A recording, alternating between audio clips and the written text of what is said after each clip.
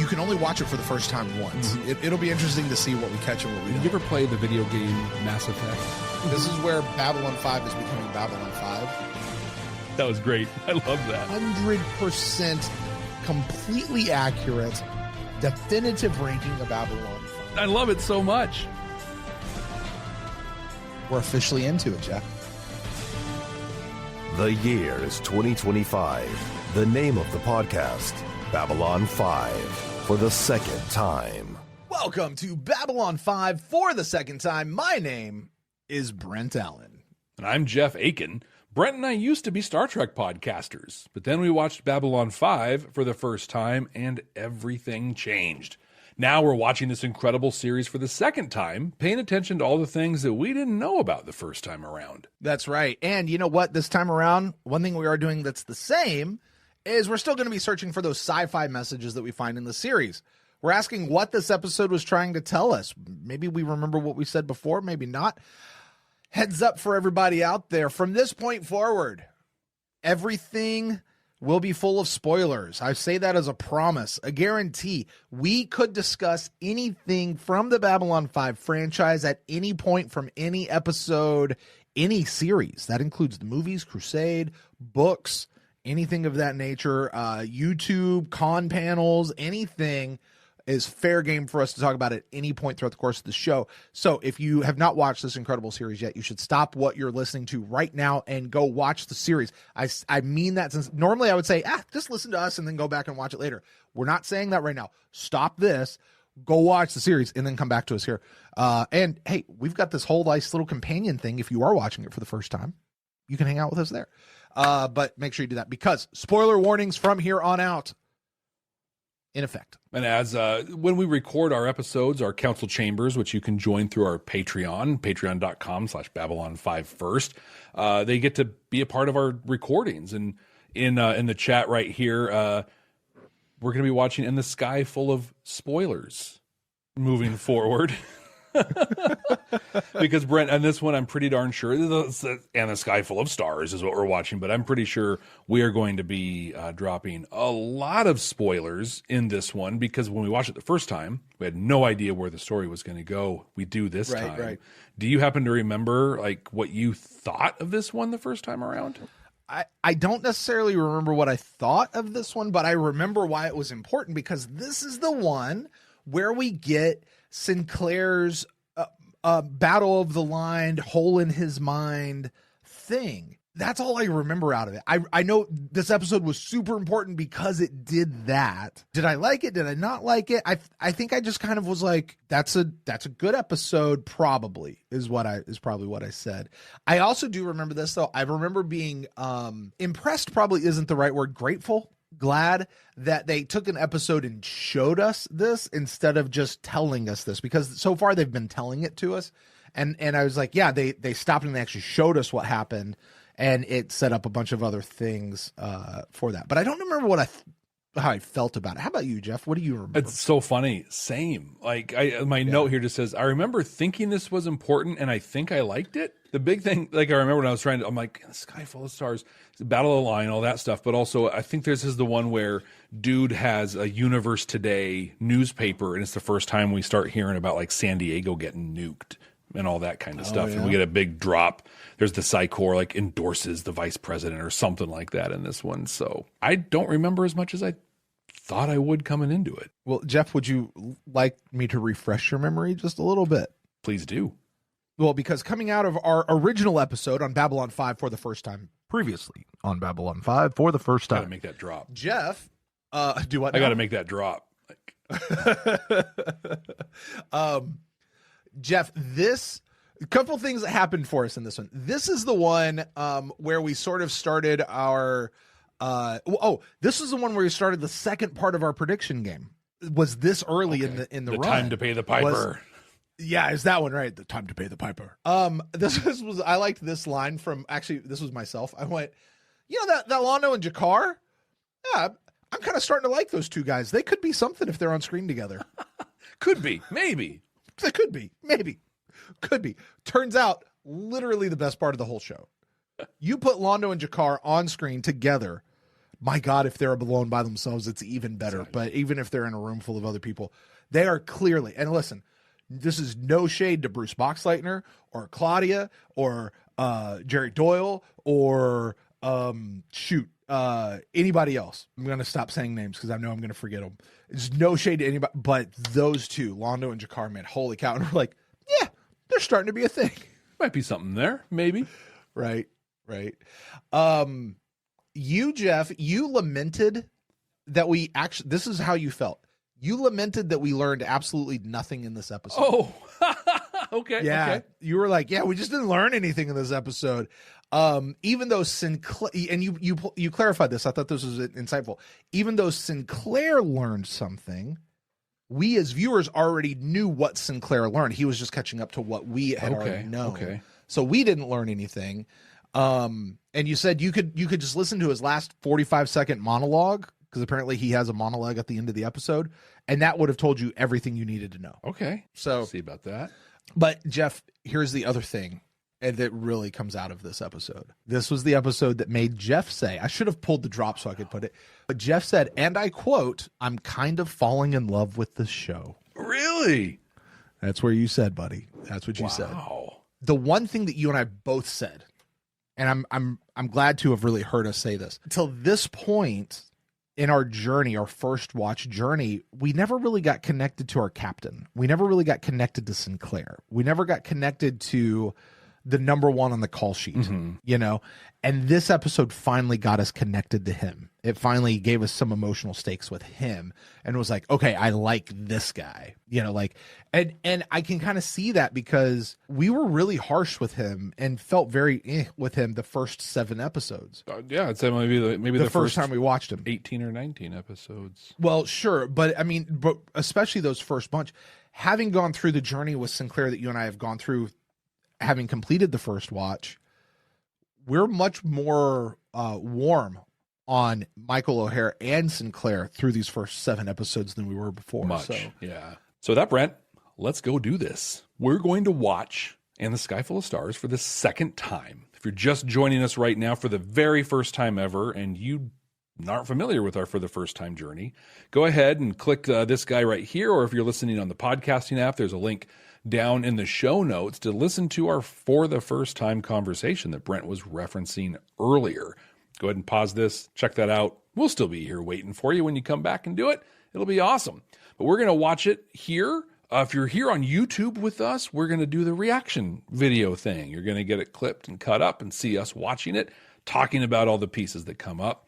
If you want to see the full conversation that we have through the entire episode, we share that on our Patreon, which is patreon.com/Babylon5 first, the number 5, and the word first. And if you're listening to us on an audio podcasting app, stick with us because you're actually going to hear the reaction. And then we'll get together on the other side of the episode and we'll share our thoughts. We'll talk about messages and all sorts of stuff that we have. Jeff, I want to bring this up right now because if we wait to the end of the episode to talk about this, I'm going to absolutely forget it. Okay. To go along with the Lurker's Guide, our friend Ben, who's joining us here live as part of our council chambers, says he found a quote in the Lurker's Guide about JMS in his predictions. You know, you and I both loved our predictions and making predictions, and I've already talked about some of the ones we made coming out of this. Actually, some of the ones I want to talk about later had to do with predictions, a new theory of what's really going on. He said, you really can't begin to speculate here. Like, don't even bother making predictions, which if that's something that the fandom heard, that might explain a lot of the comments we got back then. Yep. Right. He says, at this point, there's information you don't have. It's like trying to guess the contents of a box without knowing the size of the box. It could be a marble or it could be an elephant, to which I would say, dear JMS, Mr. Joe, that's kind of the point and the fun of making the predictions, you know? So, but I like that. Like, yeah, you can't predict anything because you don't have all the information. Yep. It's kind of like people right now trying to predict how the NFL draft is going to go. But the thing is, and it never goes that way. There's a whole cottage industry around that, right? People eat it up. Dude, there will be millions and millions and millions of mock drafts that happen, and not a single one will accurately predict how the draft will actually go. Even be close. Not one. Not one. Yeah. Unlike our predictions, which were probably, I'd say, 85% there all the way through. Right. Well, Jeff, with that, let's watch this episode. What do you say? Let's do it. Accessing file. This is where Villain of the Week comes in. Remember, every time we're like, oh, starts at customs. If you're the first guy on the station, if we see you walking on, you're the bad guy, especially if you have the accent. Accents always. The eyes. Yeah, all right. Hey, it's Joaquin. Game, yeah. I remember in the first one, I was like, this guy, who is this guy? He looks familiar. Like, I couldn't quite put my finger on it. I was like, I know this guy. Who is he? It was driving me crazy. Recently, there's a bunch of Star Trek podcasts that did a pod crawl. They watched all the movies, and Walter Koenig was on one, the Seventh Rule podcast with Sirach Lofton. Yep. And he talked about this dude and how he's just like, this guy was going to be big time. He had all the pieces. Not my fault. All right, Snitsky. Uh-oh. That was good sound design. Then we find you again. Then we cut your head off. I've never understood that. You owe me money, so I'm going to kill you. And never get the money. Right. I've identified the target. Uh-oh. That's our dude. That's him. When do we take him out? Dude, these costumes, the costumes they're wearing, like that diamond pleated It was the dawn of the third age of puff jacket they had going on. 10 years after the Earth. Man. Very 90s sci-fi. When you signed on, were you informed of the regulations about use of the casino by station personnel? If I may ask, Security personnel Like, on one hand, gambling while on active duty. Why is Off-duty Sinclair, gambling is why is the limited to 50 commander of the credits per week. station dealing with I hear this? you've been exceeding those limits, Mr. Benson. Also, I think they get into his That's not bank true, sir. account. you can check the casino records. We have. But we both know a lot of unregistered side betting goes on, don't we? If you were to get into debt with the wrong people, you'd become a security risk. You could be compromised. I like that they explain why it's an You issue are here, in debt to because these at this people, point, like, Mr. why do you Benson. guys care? Why are you intruding We on his will find personal out. stuff? Like, it does I'll matter give you for your one job. last chance. If you have anything to tell us, I suggest you do so. How many people actually come clean with that one last chance to tell me the truth? Yeah, it never I'm happens. taking you off active duty pending the outcome of the investigation. Dismissed. I'm going to stand by my prior assessment that Sinclair has no business being involved in something at He's this level. lying. Yeah. I can tell. That'll do fine. That'll do, pig. I appreciate this, Ambassador. I never get to see Minbari up close unless there's something wrong. A chance to examine one of your people in prime condition gives me a baseline to operate from. That's an interesting line, knowing that he actually, during the war, right, had a bunch of information on Minbari. But the way I kind of interpret that is he wasn't working with a fully intact Minbari during that time. So it's like, this is a little way of being like, wow, seeing one of you all healthy, mind blowing. Right. Those of us in xenobiology were told to hand over our notes on your people. That was weird. I got it. What did you do? I didn't Genetic do anything. Biological warfare. I destroyed my notes rather than have them used for killing. This is a great message right here, right? Like, this is okay, to use the phrase, this is the Star Trek thing. This is what I was wanting to see as a Star Trek guy What about coming you, in. Ambassador? Is talking about this kind of stuff. Yeah. What did you do? Yes, you're doing it because Star Trek does it, but no, you're going to go this route. Like, yes.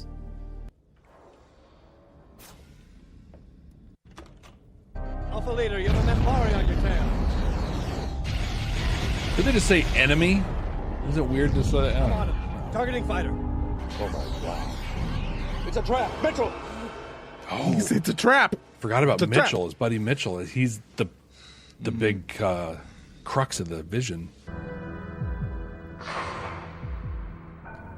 Knowing what's happening, this is a great transition. Like, at this point, even as a viewer, you're like, what is going on? Well, actually, I was just sitting here going, oh, yeah, he's still in the dream. Like, wait, is he a dreamer or is this a telepathic thing? Well, it's the machine they were putting together. So it's kind of a... Yeah. It's a mind space. Yeah. Maybe you're in hell. Not that it matters much, Commander Sinclair. Because wherever you are, wherever you go, I'll be there. you're mine. He never came. I thought you might have seen him. No, sorry. Have you tried the observation dome? Yes.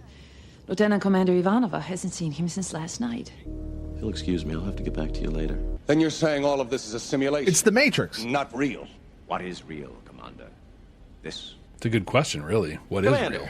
there you are. I've been looking all over the place for you. Garibaldi?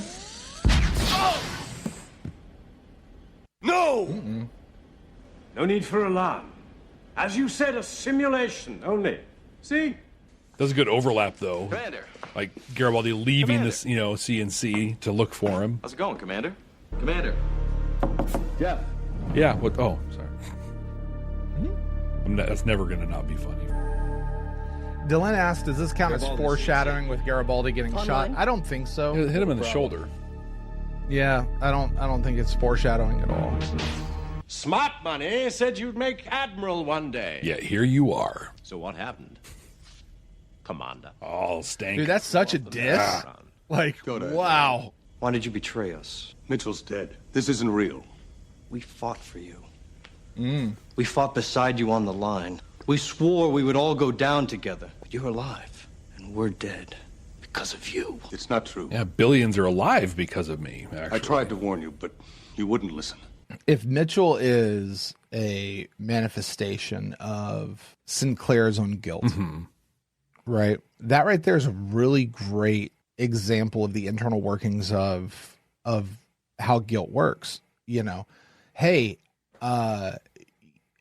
I'm dead because of you, right? Like that's the internal thing. And you have to cognitively in your head have to say, no, it's not true. But you still have that voice inside your head saying this thing. Yeah. Right. Like, and I think that happens with so many things, certainly more than just somebody dying. Like, oh, this thing happened because of me or because I did this or I didn't do this. And you almost have to cognitively say, no, that's not right. And that is a fight that doesn't stop a lot of the times. You know what I mean? It very rarely becomes a settled issue. Yeah. See, we know what this is now. We didn't know what this was then. No clue. Yeah. This is like horror movie stuff at this point for us. It is. Yeah. This, by the way, is far more creepy and horror movie than Soul Hunter was. Sorry, Joe. Good job on this one. So one of these has to be Delenn. 1, 2, 3, 4, 5, 6, 7, 8, 9. Yep, it's all of them. What do you want? What do you want? What do you want? What do you want? What do you want? What do you want? What do you want? Does that... Hey, this is a question. This is a question for all of you out there. Or whether on YouTube, Patreon, Council Chambers, whatever. When you guys hear him say, what do you want? And that repeats again and again and again. Does that trigger the what do you want question that is so pivotal to this show for you? Does it, or is it just a little earlier? Like, because that triggers something to me. Like, and now I'm immediately looking for something like how does this relate to that what do you want question? You know? Stand by. We'll be right back. Are you ready to take your Babylon 5 for the first time experience to the next level? With our exclusive Patreon, you'll get access to all kinds of cool stuff that you can only find there. Our recording notes, unedited reaction videos, an exclusive Discord community. And you can even be listed as a producer of the show. Plus, we even offer exclusive meet and greets and hangouts. You won't find this kind of experience anywhere else. Get all these amazing benefits, plus the opportunity to interact with other fans from around the world.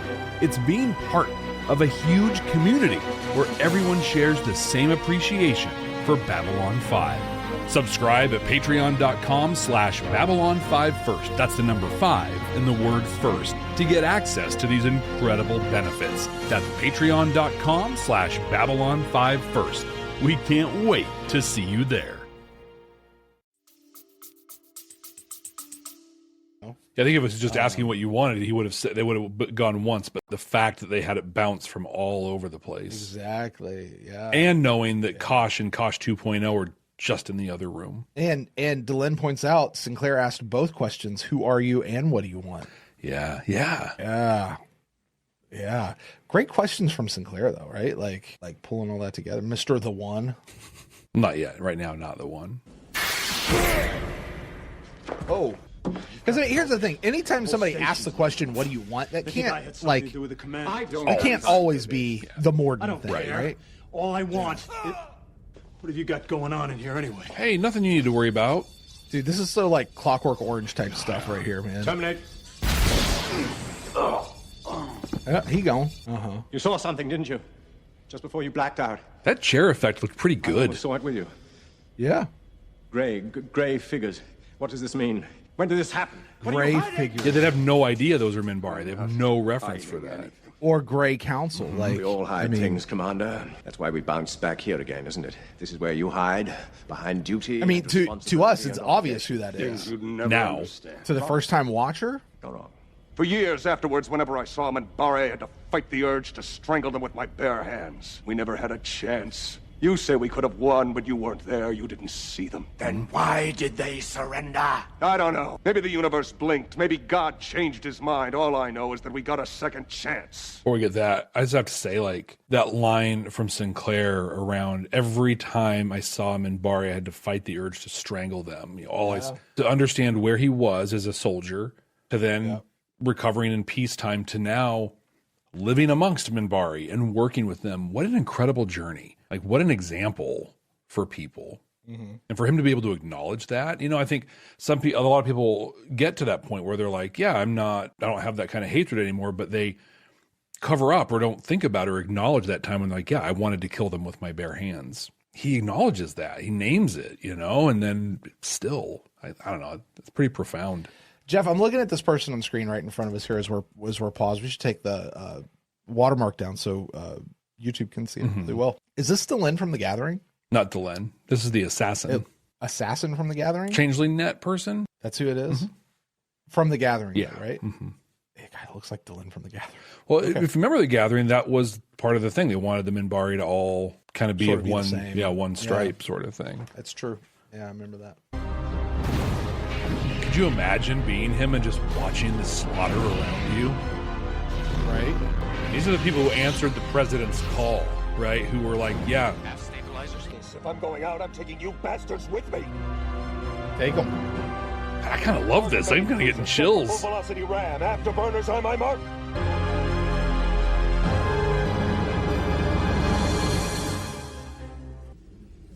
Oh, I remember us talking about this triangle thing, right? Like, yeah, this triangle thing became very important. So that's Delenn, right? Don't we know that that's Delenn? I think so. Yeah, because she's like, oh, dear God. Okay, so let's hold on. We got to talk about this. Just to make sure we're on the same page. So they held up this thing to him, and basically what they did was, in doing that, they discovered that he was a child of Valen. Yes. Because that is how they determine who is a child of Valen, because it does some sort of, I guess, DNA marker test. What we didn't know at the time or understand or even posit was he is Valen. Yeah. I don't think we even had the word Valen yet. Not yet. So that's what just happened. So they saw that thing light. Why would they put that on him? Why would they even begin to scan him in the first place? I wonder if it's a thing they did, like it might have been a normal procedure, or I wonder if Kosh pushed her in that direction. We didn't see that in the beginning, but I could see that have been a thing. But it's something we don't have answered. We can only speculate. Yeah. Well, why would they have scanned him with that in the first place? That doesn't make sense. Unless, as you're right, and they're saying it in the chat, unless it was Kosh. Yeah, it's the only thing I can think of. I guess. Yeah, and Kosh would have known because he was there. Because he does that kind of stuff. But yeah, we figured, I remember, they just scanned him. Okay, they scanned him, whatever. He's going all infection.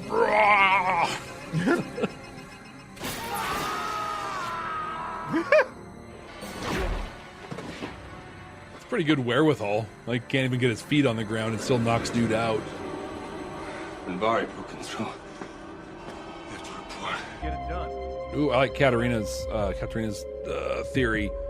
Sinclair in the past, Valen, knew this was going to happen, so maybe he implemented some sort of a procedure to say, you got to scan people when you capture them. I would love to think that that's true.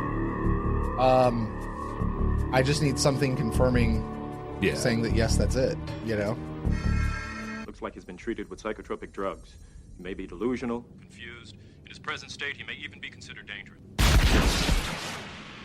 Yeah, thanks. I kind of got that impression. Keep me informed. Garibaldi out. Ambassador, stay back. Yeah, you don't want to be here right now.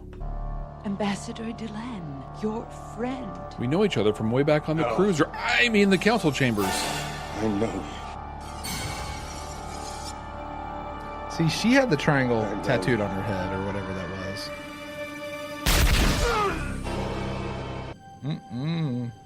This is good TV, Jeff. I mean, season 1. Right. 90s sci-fi. This is so good. I can't believe people skip season 1. How long have I been out? This is an episode that should be in an essentials list for season 1. The system has been through quite a shock. You know. Where's the prisoner? Who are you working for? I can't help you. I don't remember anything. There's something in my head. A hole? It says maybe you're still inside. We put a lot of stock in that little exchange. Never popped up again. Turned out to be nothing. There's a lot of things we put a lot of stock in that turned out to be nothing, you know? Which I think was a lot of the fun of the people watching, is be like, yeah, no, that's not. You're way off. Out of curiosity, do you remember anything from your experience? Just you know. Liar. Checking. He's lying through his teeth here. No. Oh, this is dude living in her closet. That's right. Yeah. He must never know. With the weird eyeballs. If he should find out, he must be killed. I just remember forever, we're like, she just had some dude living in her closet? Like, what is this? Right? But seriously, where did he come from? And where did her little triangle thing go? Yeah, and why does he have one? And what are the eyes and all this stuff that doesn't her triangle thing like glow at some point or something? Like it just comes through? I don't remember that. I think it I feel like there was something with someone with that, but I don't remember if it was. Yeah. You know, Katerina over in our chat, part of our council chamber, says that could have been Narun. That would have been awesome. That would have been cool. Yeah. I don't think JMS would have known who Narun was at this point. Maybe he did, maybe he didn't. What is it they don't want me to remember? I have to find out. I have to. Yeah, you do. I have to find out. I mean, this is what our mission is. Mm-hmm. This is what we got to do. Like, that's telegraphing to the audience, this is what I'm going to do. And if you don't do that, you should never touch a typewriter ever again in your life as a writer. It's interesting because, like, what we know is we got to, a big story point of what happened in Chrysalis. Yeah. And then no more Sinclair. And we bemoaned that in, Point of No Return. Was that point? What's the season 2 opener? You know, the season 2 opener. That Linear just gives us 2 minutes of exposition of, oh, this is what happened. Like, here's the whole thing.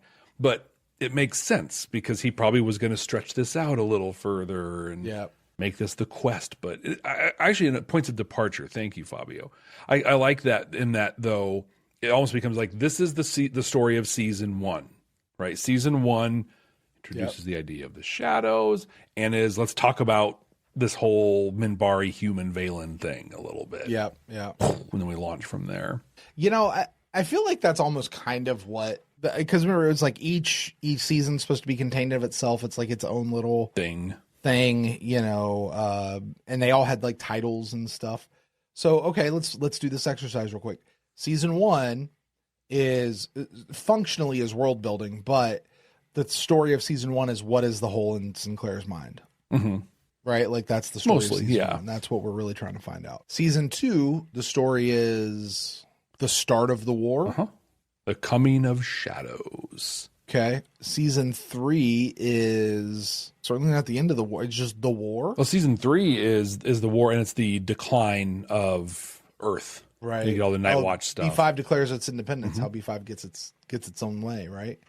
And then season 4, whatever the original thing was, that's the end of the war. The wars, right? Because we wrap it up with the shadows and the Earth Civil War. And the Civil War. And the Minbari Civil War. Mm-hmm. In 2 episodes. That one for 2 episodes. You know, and then season 5, there's Byron and then Aftermath. Yeah. It wraps stuff up. Aftermath. Yeah. Interesting. It is. So, Brent, we just finished watching this for the second time. Anything stand out for you that we didn't talk about during the episode itself? Most everything that I don't know, Jeff, you and I have gotten pretty good about talking about it during the episode, you know, and now that we're not cutting those pieces out, it feels dumb to rehash it all here. Agreed. I think if I could just kind of, I guess, sum it up, man, this was good TV. This is a great episode. It's a good episode. I have a much higher value of this episode than I think I did. Jeff, is it fair for me to say at this point, I might actually like this better than I did War Prayer? Really? Last time I said I liked War Prayer better. I might, maybe I do, maybe I don't. I don't know. Yeah. I don't know.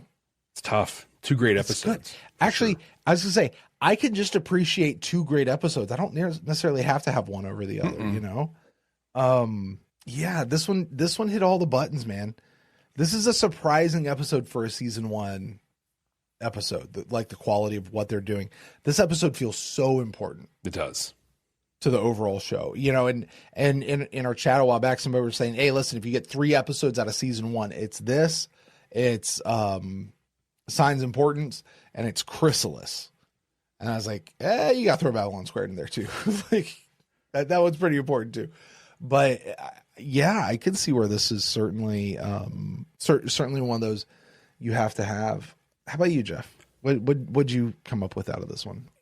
Not a lot new out of it. You know, I think the 2 things that I did want to bring up here specific. One, I think I agree. This was an awesome episode. And what's interesting about being such an awesome episode is you said that when we watched this the first time, one of my comments was, all you need to watch is the 45 seconds at the end and it tells you everything that happened. You're going to retract that statement right now. No, I 100% stand by it. Oh, no. But this is what's interesting, though. I say that from like a story standpoint, right? Like if I just say what happened and In the Sky Full of Stars, well, here's Sinclair telling you what happened. But we talked about at the very beginning of the episode how modern TV, contemporary TV, you know, what do they call it? Prestige television has trained us to always look for the twist, always look for the surprise, always expect some character to die. Everything is a galactic existential threat. It's not what TV used to be. We talked about there being no stakes because this is the middle of the season. They're not going to kill the leading man in episode 8. Like that's just not going to happen. It's the journey, right? It's the how everything unfolds that matters. So yeah, all you need is the last 45 seconds. But if you don't get the other 41 minutes and 15 seconds, oh my God, you're missing out on brilliance. Yeah. Just the way it's laid out and paid. Oh, it's just really good. So good. It's interesting you talk about how this prestige TV has trained us to look for the twist. Mm-hmm. You and I, when we watched this the first time, we asked a question, a very simple question.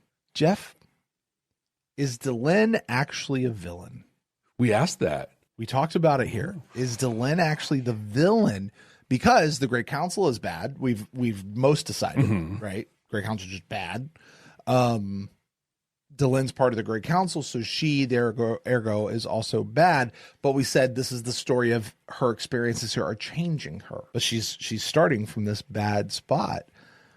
Jeff, let's revisit it. Is Delenn bad? Now, we know everything about Delenn at this point. We do. So is Delenn bad? Well, before I answer that, I want to say that what adds to that is like at the end when she's like, what do you remember? Like that really gives that vibe of villain. Like, hey, so I totally roofied you at the bar. And I'd want to make sure, like, what do you remember after we were at the bar? Like, are we still cool or do I got to worry? Like, it really gave those vibes, but because you remember when I took you back in the room, and you know, do you remember that, or are we okay now? Yeah, so it had those vibes strong for me. So is Delenn the villain, Brent? I need to preamble my response by saying I already have a massive part of the community that hates me because of my thoughts on Delenn. Yes, you do. I will answer your question with a question. Okay. Does flagrant ignorance make you a villain? No. Because I think that so much of what Delenn, we talked about it during the episode, Delenn started the war, Delenn ended the war, right? And so I think that Delenn, through what I'm going to call flagrant naivete or flagrant ignorance, has done some awful stuff. Really, really not great stuff. And on the surface right here of what we've seen, what she did to Sinclair, 100% a victim. 100%. All we know is she captured him, interrogated him, and tortured him. That's what we know. But then she makes it right. You know, so I think a lot of her story is, whoops, mishandled that, and I'm going to make it right. Did they torture him, though? I don't know. I mean, they had him up on the triangle thing, but we didn't see. They weren't beating him. They weren't mistreating him. They just held the little triangle thing up until it glowed, and they were like, okay, we better flashy thing him and send him back. I think in the beginning there were some pretty harrowing scenes. They had him like strapped to stuff, but I don't know that we ever saw like torture of him. But I mean, I think we certainly were supposed to be given the impression from what we saw that it was torture, but when we actually peel back the curtain, it really wasn't torture. Right. You know, I mean, what Sheridan got in, what is that? Not Inquisition. What Delenn got in Inquisition was torture. What Sheridan got in, what's Intersections in Real Time? That was torture. Yes. This, I mean, you know, stringing them up like that's pretty bad, but that also could be a cultural thing, like approaching people with your ports open. Right. Yeah, maybe. Like, I think the Geneva Convention would say he was tortured. Well, apparently, according to Nia, JMS himself has said that he was tortured as well. So, what would he know, though? If that's the case, then we'll go with that guy. I guess he knows what he's talking about. But I guess I would say Delenn is not a villain, but she is dangerous. Oh, Delenn's dangerous. If I can reference nothing else by "You are before me, he is behind me. If you value your life, be somewhere else." Like, Delenn is dangerous. She might turn into like the side chick for the last like 2 seasons, but she's still dangerous. You know what I mean? Yeah. Like, oh my gosh. The other thing I wanted to do in this kind of discussion around this is in the Lurker's Guide, right? JMS said that this was unlike anything ever produced for television before. Directorially, the visual effects, CGI, all of that stuff, says it yanked sci-fi to a whole new level of complexity. Yeah. What do you think about that? Well, because I mean, okay, let's go to the other one. When would you ever see this on Star Trek? No, never. I mean, we did, right, in Deep Space Nine. We talked about that last time. We had the episode, but it was so different and, frankly, conventional. But it also happened after this. Well, after this, yeah. Right? I mean, because like we could look and we could say, okay, Battlestar Galactica had stuff like this. Certainly a lot of newer stuff but all that's post and the Sky Full of Stars. You know, and Star Trek didn't go that route yet. Yeah. They didn't have the balls to do that yet. Even Chain of Command would have been after this. Like anything that goes to this level. Yeah. So, you know, is Delenn the villain? Yeah. What's interesting over in our Council Chambers chat, Delenn, speaking of Delenn, says that Delenn is a victim of her upbringing. She was raised to be steeped in religion and prophecy. We see over the 5 years how she breaks free from the indoctrination. I think that's a really good comparison. And I want to hold it up against what we talked about here 2 weeks ago in Bester, who is also a product of his upbringing. I think in a lot of ways, Delenn and Bester share some parallel paths. The difference between the two, this isn't me defending Bester, spoiler alert, is Bester, despite anything to the evidence to the contrary, sticks to his upbringing and double, triple, quadruples down on what he was brought up. Delenn says, maybe I'm wrong. Maybe I should look at this a different way. Can I rephrase what you just said? Yeah. Okay. They both had the same journey and choices presented before them. The difference between the two was the choices they made. Mm-hmm. I mean, isn't that, Jeff, the message of everything? Is, listen, it's not whether you're good or evil, it's the choices you make. You know? Yeah.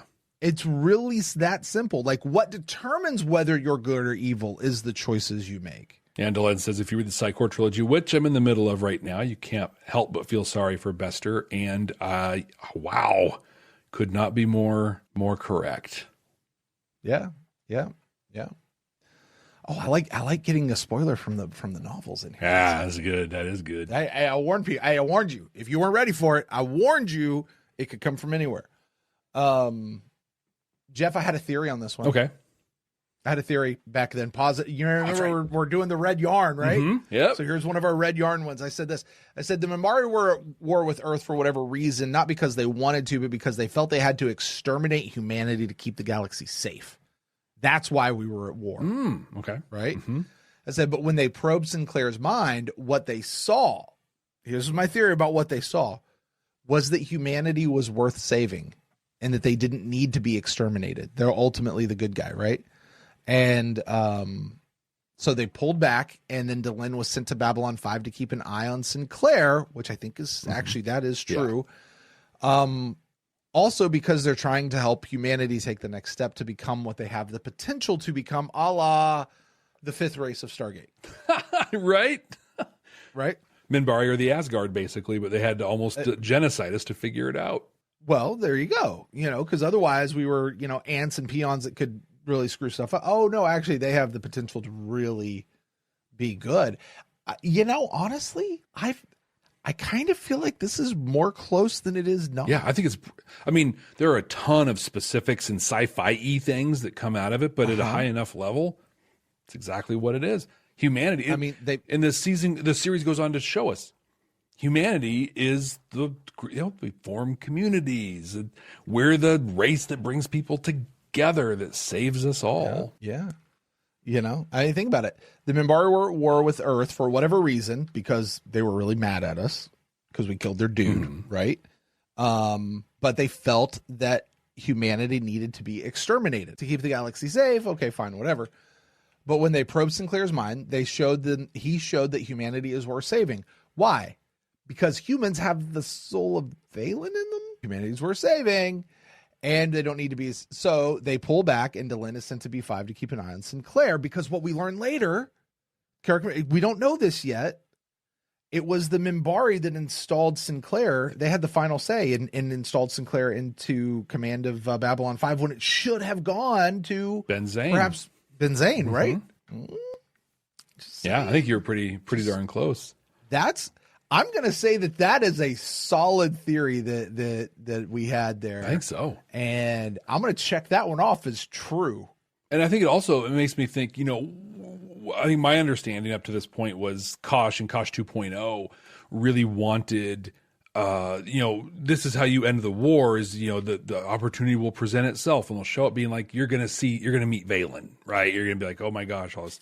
But I also wonder if they were like, no, you got to save humanity because they're the ones who's going to bring you all together, and you all together is the only way we beat the shadows. But they don't want to be together at this point. I think I'm saying the Vorlons wanted that to happen. Like they want to, we got to get humanity plugged in and make you not kill them all, because this is coming and we need them. You guys all gotta, yeah. I like it. It. Jeff, there's one more note from our first episode that I just wanted to bring up. I didn't have a really good spot to bring it, but I'm going to bring it up now. This actually was from an email earlier. This has nothing to do with the episode. Okay, this was an email that we got earlier. Okay, I want to palate cleanse this just for a second. The email said that I guess we really, really liked Londo's password from Born to the Purple. Mm-hmm. Yeah. And it said, just wait until you hear Garibaldi's. Yeah. Londo's was better. Well, we actually took turns guessing what it would be. You said it would be hard. Okay. It's really hard. Yeah. I'm pretty sure I gave that's what she said out of that one. But and then I said it was either Duck Dodgers or it'd be 1, 2, 3, 4, 5 from Spaceballs. Yeah. Oh man. Yeah, now it'd have to be 1, 2, 3, 4, 5, 6, 7, 8 because password complexity and all that. Right. So. Jeff, I just want to put a bow back to this episode on the just the messages piece of the whole thing. Yeah. Lives matter. Humanity matters. Yeah. Right. And I say this in real world context of humanity matters because frankly, humanity is the only fully sentient species that we know of that exists in the galaxy right now. So, I'm not trying to be speciesist here, but it's all we got right now. With that, Jeff, you know what? I got a couple message things, just 3. Oh, please. Yeah. Oh, please. Sorry. I thought you gave those. Okay, go ahead. I just want to hit them real quick. No, I was talking about the episode, like the construction of it or whatever, fair. No, right? Fair. You're right. I think some things that I pulled out of this, I don't think I got out of it the last time, was Sinclair's journey, wanting to strangle and kill Minbari to then being cool with them, right? That journey. Franklin. Is he cool with them, though? No, just stop that. Is he cool with them, though? I think that he is. Really? Because here at the end, he's all like, yeah, Delenn, I don't remember anything. He knows Delenn's full of shit. I don't think that was him against the Minbari. That was him and Delenn. That was her, like, as a person. Because I think what we've seen of him is he's pretty cool with Minbari. Like, I think. Maybe. Yeah. Maybe. The one that I said, it's a preachable statement, but I still think this was pretty great, right? Don't focus on the lie, focus on the why. Why is the person telling the lie? All right. Imagine where we could our discourse could be improved if we stopped focusing on this thing and hey, why are you saying this? Let's get to the meat of it all. So those are the extra stuff I picked up. I like them. Well, along with messages, Jeff, one thing we're doing here, we're creating, once again, the completely accurate, 100% absolutely definitive ranking of season 1, Babylon 5. Our current top 5 here for our second watch, Jeff. Number 1 is The War Prayer. Number 2, Parliament of Dreams. 3, Born to the Purple. 4, Midnight on the Firing Line. 5, Mind War. Jeff, where are we placing in the Sky Full of Stars, knocking Mind War out of the top 5? Didn't we earlier say we don't have to put them on top of each other? We can just appreciate them all for being great? In general, yes, but this is the point where we do put them all on top of each other. Shoot. Yes, we do. You couldn't be more right. Mind War is going to be moving to number 6, and this one will drop out of the top 5. This is an amazing episode, and it's because this and the Sky Full of Stars, Brent, is going to land at number 2. Yeah, you're still going to keep War Prayer above it? I am. I'm not. Yeah. Yeah, and I'll be honest, I wasn't tempted really to put it above War Prayer. I did have to ask myself about it in Parliament of Dreams. Like, for a second, I was like, because Parliament of Dreams was fun. It was just a fun episode. Yep. But this was top-notch television. This was incredible. Yeah, I absolutely agree. Yeah, I mean, between this and War Prayer, I kind of was like, I think I might actually like this better than War Prayer. I stress the word think. And also, I've said this before with some of these rankings. Put them both in a bag, shake up the bag, and pull one out, and that's going to be your better episode. Like, it could be. They're both great episodes. So, Jeff, you know what? What? Man, my friend, that's going to do it for this week and the Sky Full of Stars. We got a new episode. Well, not a new episode, rather an old episode, but, new for this particular run. On deck for next week, Jeff, this is a monumental episode in the history of our show, my friend. It is. We are watching the 9th episode, Deathwalker.